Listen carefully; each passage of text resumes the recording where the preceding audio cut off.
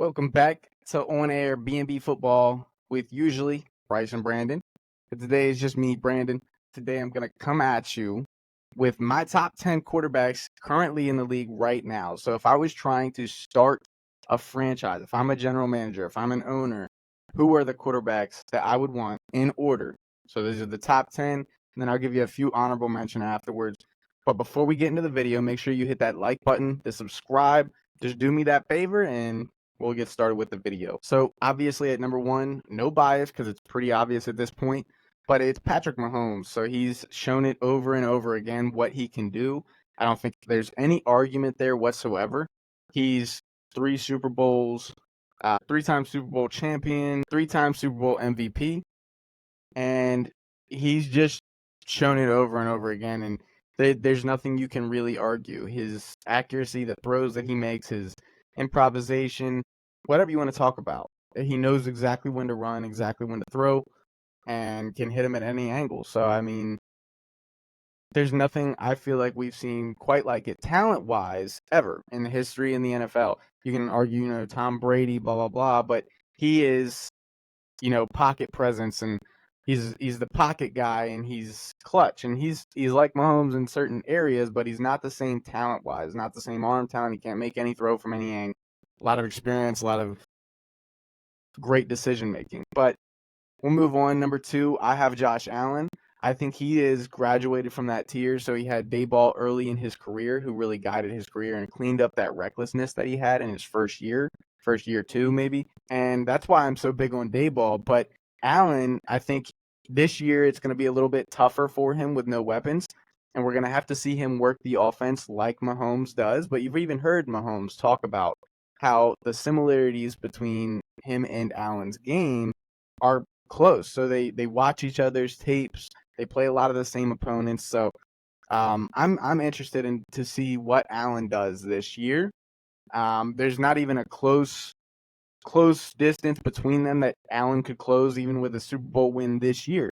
But I do think Allen is the next best quarterback on the list. So number three, me personally, I have it as Lamar Jackson right now. Last year you saw it with his MVP season. Yes, Christian McCaffrey, maybe Tyreek Hill should have won it.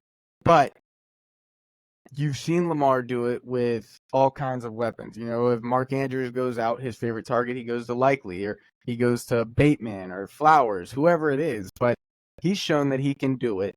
He's got that rushing ability that's insanely lethal, and it kind of scares me every time we play them. Even though we do have a winning record against them, it's always a great game. Lamar has the problem with the clutch factor as of right now, but that's really most of the quarterbacks from number 2 to 10. So I don't know. Lamar's a dangerous running threat, and last year he I think really upped his game on how to throw the ball and place it in the windows that maybe he couldn't in years past. But I think they're going to look to go more back towards his running scheme in the beginning of his career this year. Sure, they still have Todd Monken, so they're going to throw it like they did last year, but I think they just incorporate a little bit more of his early career run game and use maybe some more designed runs for him and not go away from that in the playoffs. I don't know. We'll see. But I think Lamar has to develop that clutch factor to ever pass Allen, where Allen may not ever have that, but he's also like a Big Ben type of player. He's always at least he's able to play the hero ball that he does. At number four, as much as I hate to admit this, I'm not a fan of him at all, but Joe Burrow. So I think people are forgetting about Burrow just because, last year he was injured and didn't look the greatest to start with anyways.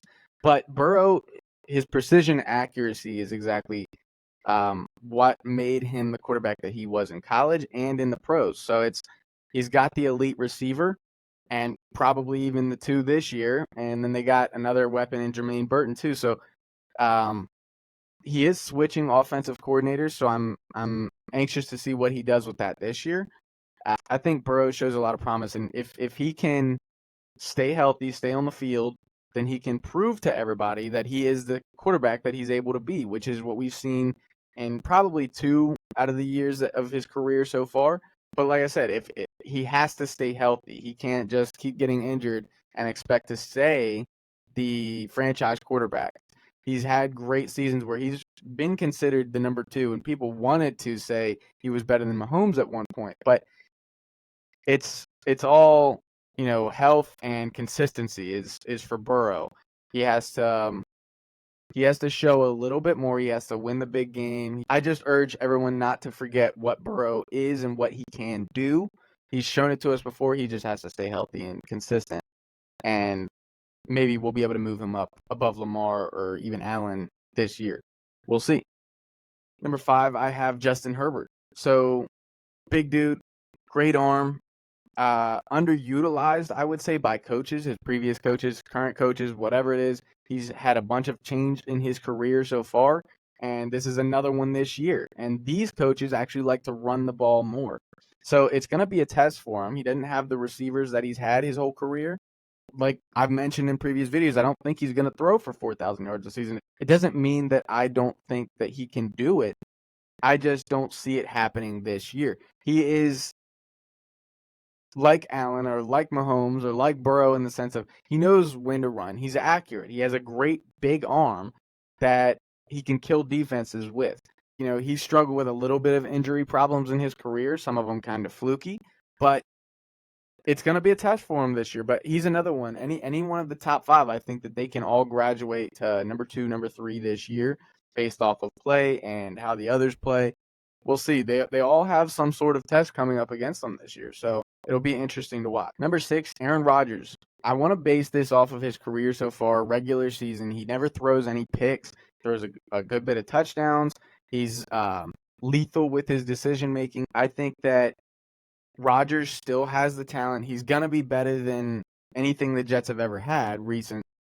But I think they can do some damage this year. I know Bryce is really big on him this year.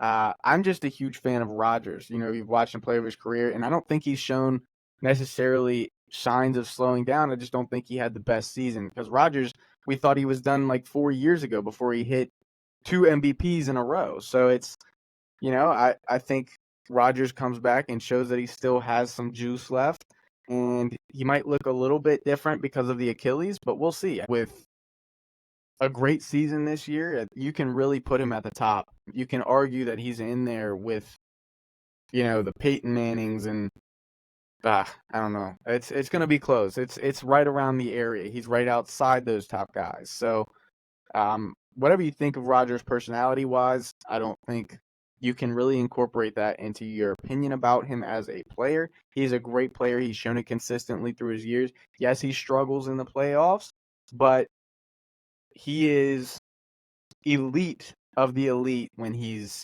playing in the regular season and healthy, which he hasn't struggled with injury problems most of his career up until this past year. So I'm excited to see what he can do with a new team. What we thought that he would do last year, can he do it this year? So at number 7, I have CJ Stroud. I know he's young. He hasn't done it more than once. But I think what you saw is when I'm watching games of CJ Stroud last year, I can see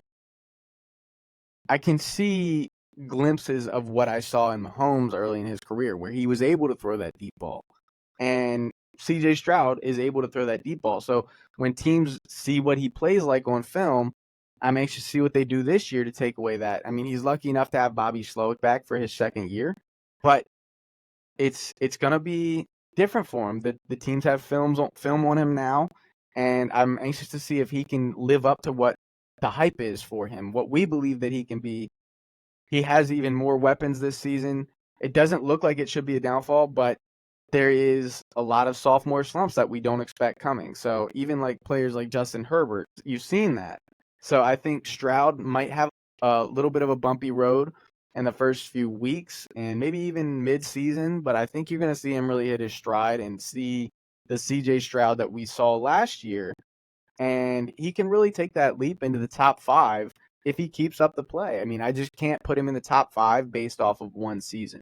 So I think it's pretty reasonable. You saw him play even really well in the playoffs last year. So I don't know. I think obviously me and Bryce have him winning MVP this season. I don't see a world where he looks so bad where he's not on the level of what he was last year. I think he's an elite talent, and when elite talent's there, sophomore slumps and, you know, tape on them and whatever don't look like such of a big deal than it should for other quarterbacks. So I think with a great season this year, I think he can really graduate into the top 5 players, and he will, honestly. So number 8, I put Jordan Love. Same thing with him. I don't think he looked as great as CJ Stroud did. I think he did look insanely phenomenal in his play, his decision making. He showed glimpses of Rodgers and Favre. Um, the comparative stats are kind of insane of him and Rodgers' early career. But it's his technically 4th year, but his first starting season in the NFL, and he looked great. He has a really young team. He's developing with them, and he's another player that I think you see another consecutive season of his play like he did last year, that he can really graduate to that top 5 level, and people will be talking about him in that light for the next few years to come.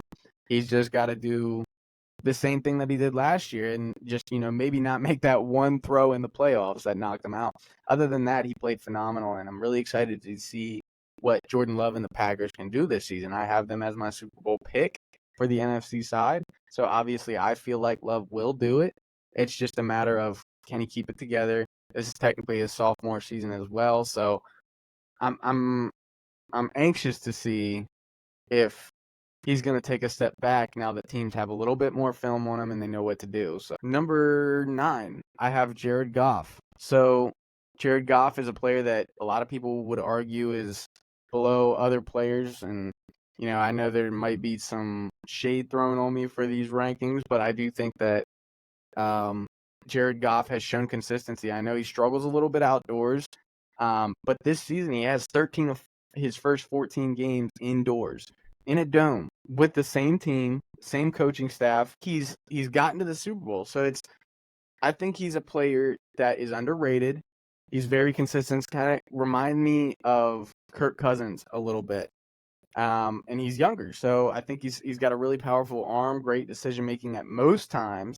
But he doesn't throw a lot of picks either. So I'm excited to see a lot of these guys. It's his 3rd season on the Lions, so I think you're going to see a lot of the matchups like him and Stafford who switch teams. I think that's a great argument for, but I think Goff, if he shows a little bit more, if he can get to the big game, if he can even win the Super Bowl this year off of great play throughout the season, I think he could even be looked at as an MVP at somewhat in the next few years. And he's a guy that, as much as I think it's arguable, I think you can say that he can graduate to top 5 as well. But that brings me to number 10. I have Matt Stafford. So he throws a lot of picks late career. He still has the arm talent, though. He has a great coach with him. He has a great offense around him. I know he lost Aaron Donald, but I do look for them to do some damage this year. I think any year that Matt Stafford's in the league, I think that he's going to show that he's still got it. I don't think he's going to go out as a bum. I think that he can do some serious damage with Kupp and Nakua, and I know he looks a little bit shaky at times, but I think he can really do something in his last few years. Maybe he can grab another Super Bowl based off of offensive play only.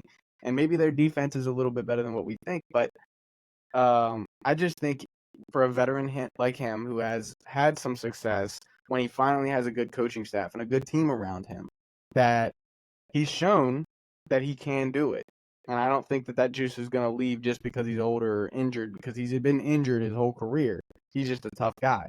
I'd feel really bad leaving him out of my top 10 just because of the respect I have for him.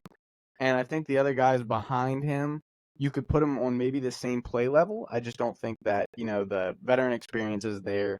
As for my honorable mentions, I have some players that I struggled leaving out of the top 10, but based off of experience and the success of the previous guys, I don't feel like I could put these guys above them. So there's guys like Kyler, Brock Purdy, Jalen Hurts, and Kirk Cousins. And, you can argue Tua and Dak may be in there, but not me personally. So my personal rankings, I like Kyler. He's still young. He's got a lot of arm talent.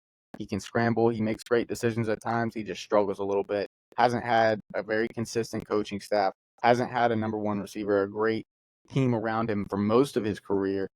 So I'm excited to see what he can do this year. I'm big on the Cardinals this year. I think he can do some damage.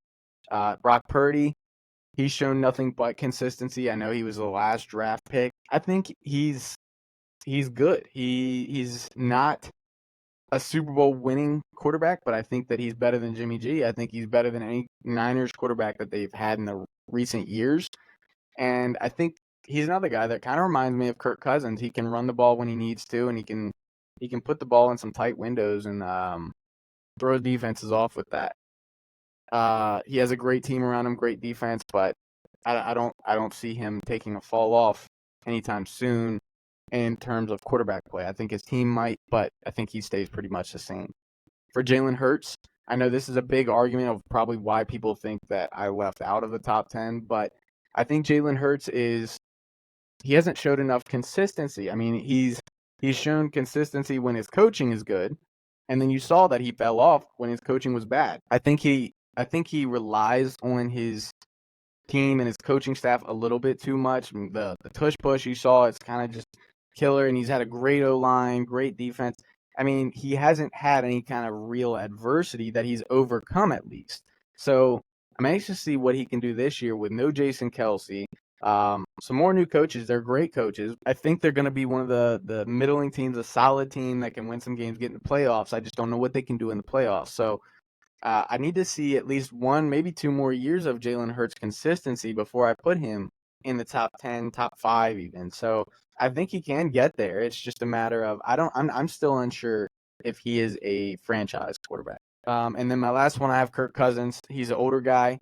He's coming off the Achilles, but I mentioned Goff and I mentioned Brock Purdy, where I think that those are guys that are like him, and he's a little bit inconsistent with, 1 week he can throw like 2 or 3 picks, and then the next week he can throw none and throw 5 touchdowns. But he's had a great team around him when he was on the Vikings for 5, 6 seasons. I know he's going to a new team with a new coach and great players around him. I just want to see if that injury will affect him to the point that we think it will. I think he's a great player. I love Kirk Cousins as a person, as a player. I just don't know if I would put him in my top 10 because of the other guys ahead of him. But he's right there. He's right on the outskirts of it. And if he plays well in the Falcons this year and the Achilles doesn't look like it's affecting him, then I think he could be a top 10 quarterback for next year, even if Michael Penix is right there behind him. That wraps it up. So that'll be my top 10 quarterbacks if I was starting a franchise today. Thank you guys once again for taking your time listening to me on Spotify or watching me on YouTube. Whatever you're doing, we appreciate it. We really do. Please help us reach our goal where we want to talk to you, the fans, the players, and the coaches. We obviously can't do that without y'all's help. So if you would do me a favor and hit that like button, hit the subscribe button, and share with everybody you know, whether they like football or not. Thank you guys once again. Stay tuned for some future videos and go ahead and watch some of our previous videos. Let me know what you think in the comments and tell me what you'd like to see for future videos as well. So, deuces.